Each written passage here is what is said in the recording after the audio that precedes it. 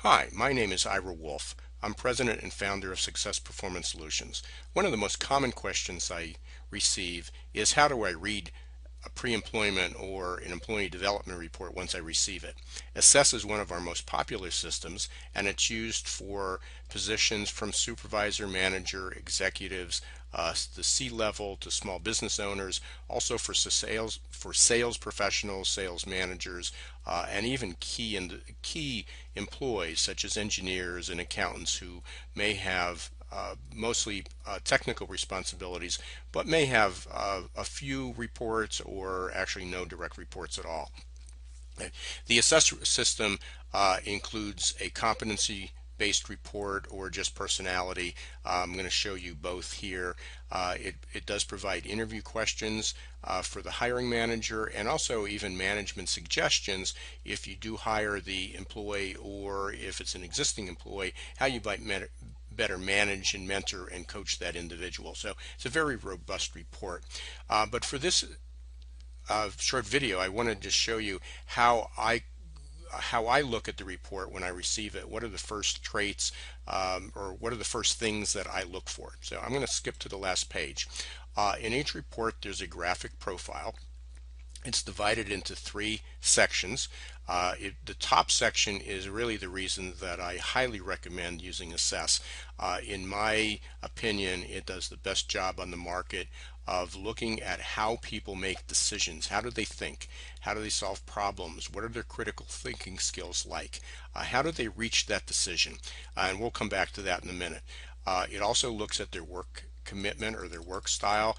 Looks at such things as, do they have a high energy pace? Do they multitask? Do they have a high need to finish what they start for task closure? What's their resilience like? Are they detail oriented? Those are some of the traits that I'm often asked to assess, and Assess does this particular tool does a great job at doing that as well. And then finally, it looks at relating style, relating management. It looks at assertiveness. What's their level of assertiveness? Are they more introverted or extroverted? Do they have a need to be liked?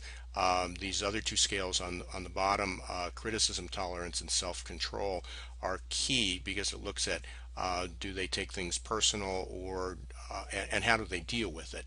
Do they tend to be anxious or they tend to be a little bit more cool, calm, and collected?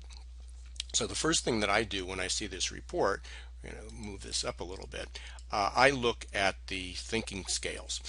This top scale called reflective, I call it curiosity, is does this individual tend to ask a lot of questions, or do they take it at face value? So if they have a high level of curiosity, they'll be on the right.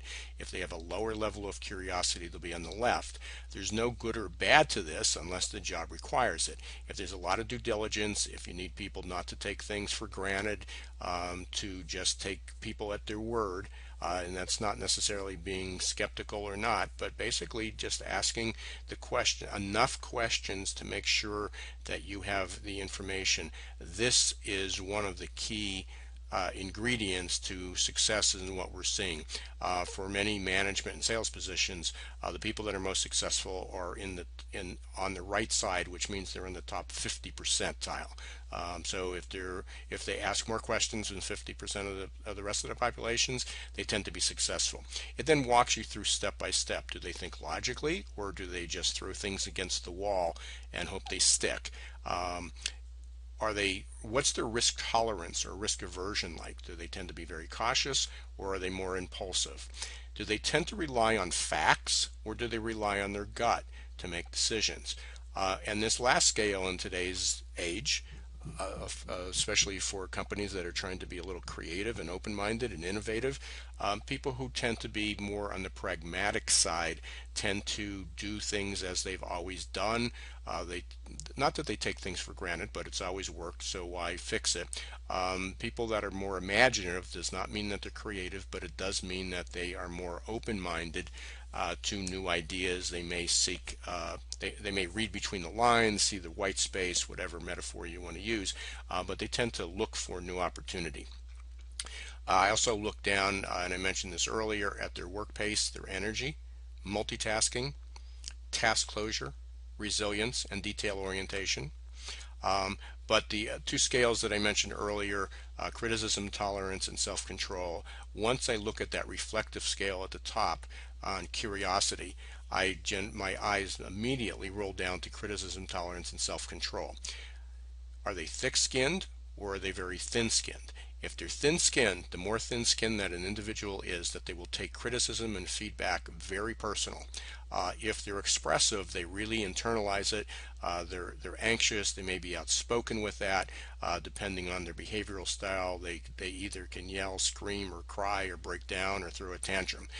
So ideally, you're looking for people that have some degree of open-mindedness. They're willing to accept feedback but not take it personal, and also that they have relatively good self-control but not so much that they become complacent. That's a quick overview of the things that I look for. Again, when I receive an assess report, in summary, I immediately go to the last page of that, the graphic profile. I look at their reflectiveness, their curiosity, and then I go to criticism, tolerance, self-control. Then I pop up a little bit and examine how they make a decision. I look at their energy level, multitasking, task closure, resilience, detail orientation, and I also look at their criticism, tolerance, and self-control. So that's a quick summary of how I would review the report.